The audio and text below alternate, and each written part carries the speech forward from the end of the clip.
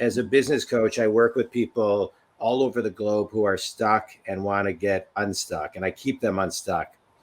But I think sometimes people are stuck in not executing out their dreams. And so how did you get unstuck to fulfill your dream, Pamela? Well, my husband and I had a distribution company for a little over 20 years, and it was primarily we were a distributor of Office Depot and Steelcase, and so we worked with corporate entities, Fortune 100s mostly, and did all of their office supplies across the country. Like being in Detroit, General Motors was one of our larger clients. Kellogg, so the Fortune 100s. So we basically were considered the wholesaler, the middle person, and we developed the relationships.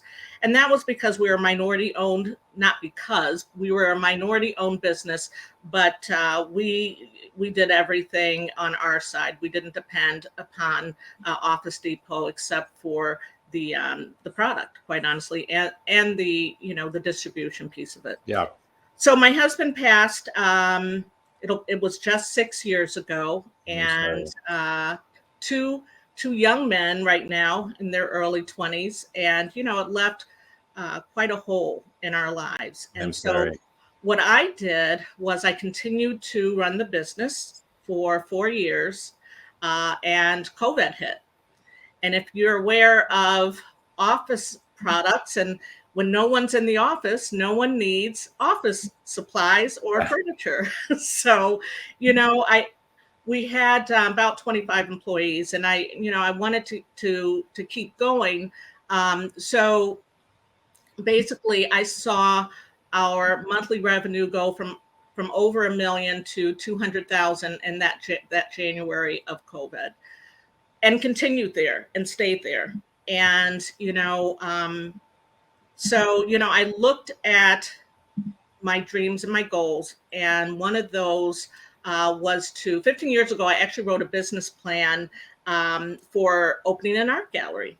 And I am, I got my degree in art as well as been in business, my entire career. So, about 15 years ago, I grew tired of corporate America. And I said, I want, and I think I was in my about 50, because I'm 63 now. And I said, I'm just tired. And I'm tired of struggling. I got a PPP loan. I got the EIDL loan. I really did everything that I could in order to, to survive COVID. But I had thought about doing it a few years before. So I revisited it after 15 years. And I said, boy, here's another risk, opening a business, a totally different type of business, a retail business, which I remember working at a retail Marshall Fields in college, but other than that, I hadn't had any retail experience. But, I actually took a trip. I took a trip to Sedona, and I needed that spiritual connection, and I needed help making that decision. I needed that strength to move forward. And I'm a very spiritual person, and I combine my logic, my business, and my spirituality. And so I did that. And, some wonderful things happened. There was a lot of energy that I received from a very energetic, place. And so I came back knowing that this is something that I need to do for myself. And that's what I did. And from there, I have just grown in 1 year.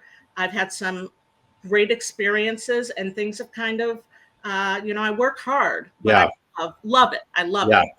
So I love that story. And, I appreciate, I want to dive into more of you, but I just want to extract one thing. I think a lot of times when many people are in an adjustment period and they're trying to figure things out, it's so important to as we regulate ourselves, to recalibrate. We've got to kind of step back and go somewhere that fuels us or refuels us.